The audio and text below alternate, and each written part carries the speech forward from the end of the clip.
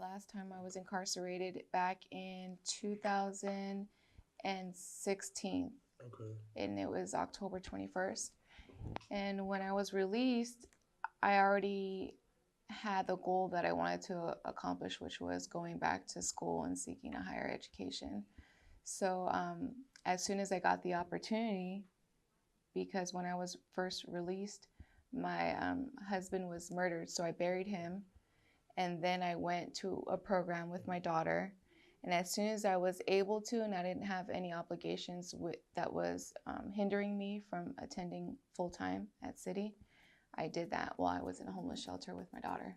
As soon as I stepped foot on here and I came and I was a student, I courageously walked through my fears because I didn't know the educational system, my educational experience. I was a dropout. So yeah, it was foreign to me.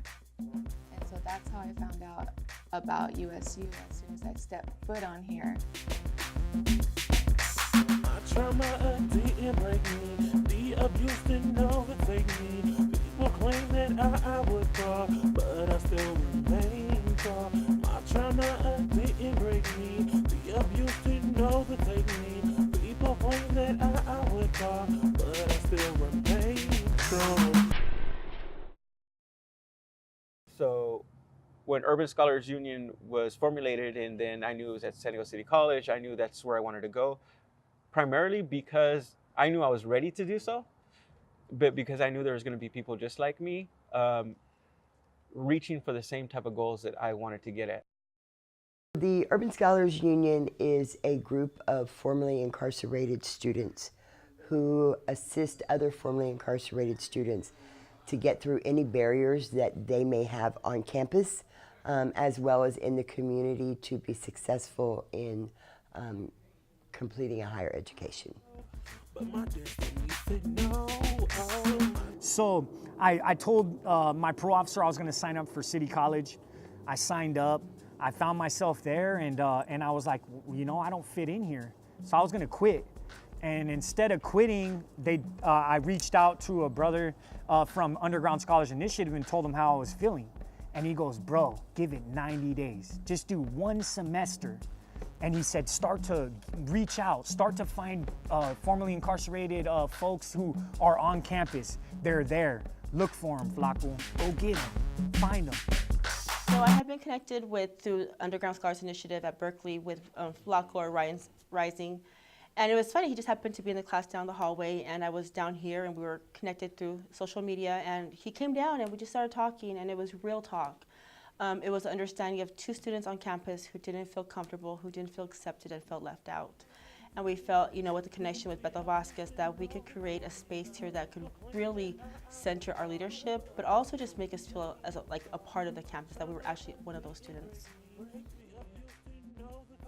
The Urban Scholars Union was something that was put together, you know, basically out of need. There was a need to have something of substance that was going to be representative of the demographic that we are committed to serving. We were individuals that, you know, that were part of that over 2.2 million individuals that are incarcerated across the nation. And we were trying to do something different, and we would get to campus and we would feel like we didn't belong. We would feel ashamed. We would feel like there was just so many things that people didn't understand about us. And my vision for it was, I wanted it to bring all of us together, and I wanted it to be a support group because I wanted to quit.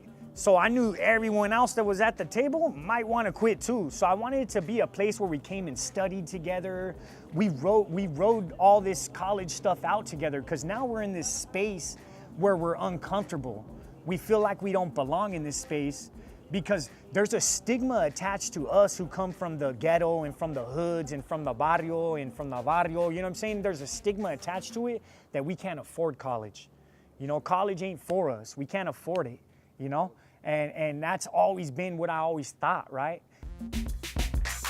Well, when we founded the Urban Scholars Union on February 5th, 2016, 3-year anniversary, super excited. I don't think we really had a goal other than just to be a safe space. But as we began to grow and understood the power that we had here on campus. Leadership development was priority, empowerment, and just learning to change our own internal narratives, because how we saw ourselves sometimes when we first started on campus was not something that we really wanted to like kind of interject into the work that we do. I can say honestly, I fell and had a hardship on my second semester, and I was coming regularly to the meetings, and I was an active member of the of Urban Scholars Union. And during that time, I kind of dissociated from the group and the program, and I went about to my old ways. And when I came back, I was welcomed with open arms. So it was like no judgment, picked up right where I left off. Here, let's give her some leadership roles, see if we can kind of put some stuff on our plate, keep her busy, like a positive distraction, you know. So when I came to City College, my very first day was like, oh my God, what have I gotten myself into? Because the majority of individuals that are there are young, between 17, 18, 19 years old.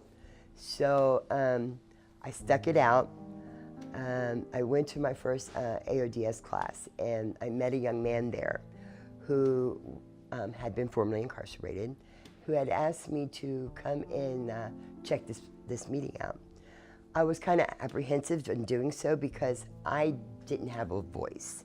I didn't want like to speak to anybody, and because I had been beaten down by society so much, and not just by society, but I mean my family, my kids, everybody, and I pretty much felt alone.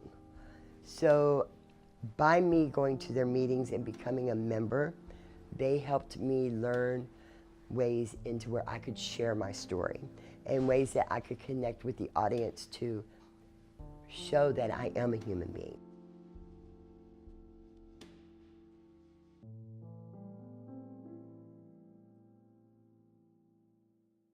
More or less the mission of the Urban Scholars Union was again to be able to fill that void that no other space in education on campus, particularly at San Diego City College, was able to fill or was prepared to fill, right? And so, you know, we strongly believe that those closest to the problem are those closest to the solution.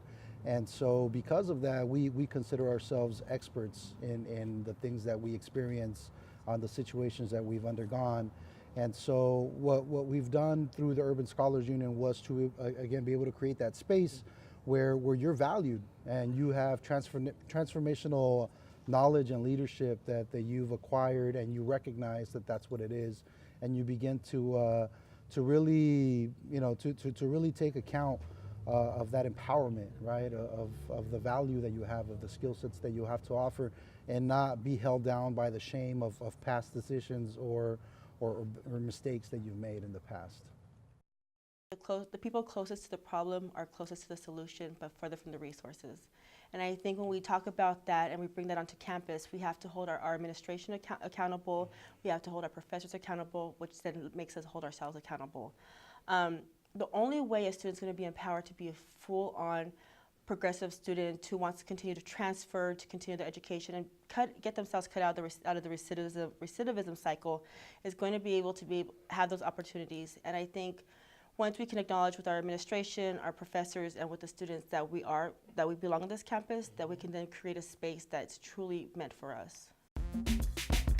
So we actually are the first student organization at City College to ever offer a scholarship. And it's like, first we're making precedents there, but that means a whole lot to me. Because a lot of us, some can't get financial aid, and jobs and everything else that come, you know, along with the barriers that we have coming home. It makes it difficult, and the more that they try, sometimes it's constant doors slamming in their face. But to know that they have our support, not only as a peer group and a mentor group, but we're also starting to do things such as working with professors to get books so that they don't have that expense, and offering scholarships. Real people's lives. And if an individual is showing you that they are doing everything that you're asking them to do, and they're doing everything that they committed to you they were going to do, and making leaps and bounds with the ups and downs that life is already putting on them, that should be commended. So what we do, so a student don't have the efforts and decide, well, this is not what I want to do, we sit down with them and say, what can we do to help you get your books, get you in class, and then we're going to try to connect you with counselors and other people in the program that's in the community to make sure you go to school. So one of the things that we're hoping to do is, actually this week I'm working on a proposal to turn into City College so that we will have a space actually on campus that is ours, and we'll have some computers where they'll have like the self-learning tutorials where they can sit and start learning to be able to get those skills. I will always be thankful for Bethel and Flacco for being a part of this journey of mine, and I think as we continue to grow and we can create new leaders, this USU is just gonna explode. And I think, and I want to point this out, is we are the one organization that is not being supported financially by their school. We have done this all by ourselves with the support of the community and one another. You know, this program's amazing. You know what I'm saying? And it's not even a program yet. It's just an organization. So from this organization, I would like it to turn into a program. I would like it to turn into a program where it's on every community college campus across the United States of America. You know, it's time to empower our folks coming home from prison. It's time to let them know they're not animals. They're human beings that made mistakes. And we gotta show them a new way. We gotta be mentors to them. It's much more than just saying school, not prison, right? Like, it's saying teach our children they won't go to prison, right? Like, teach our children to be emotionally healthy, teach our children to make right decisions, basically fund schools to be able to prepare our children to be able to be productive members of society. Thus, we won't have the failing prison system. School to prisons, the schools not prisons is much shorter than a hashtag. It's a way of life, and it's something that we're trying to conceive. We have been embraced. I just think the #1 embrace needs to be now here on campus. This work is not a competition. What I've learned in this work, and I'm going to be straight and very honest, is that there's a difference between transactional and transformational leadership. And the school has opportunity to make it transformational for us, but there's still the obligation for data and for numbers. And we've already been data and numbers in the system. And I think our pushback is that we're owning that. We don't want to be data, we don't want to be numbers, we don't want to be worth of value to how much money you can get to have us here. We don't want to be a box.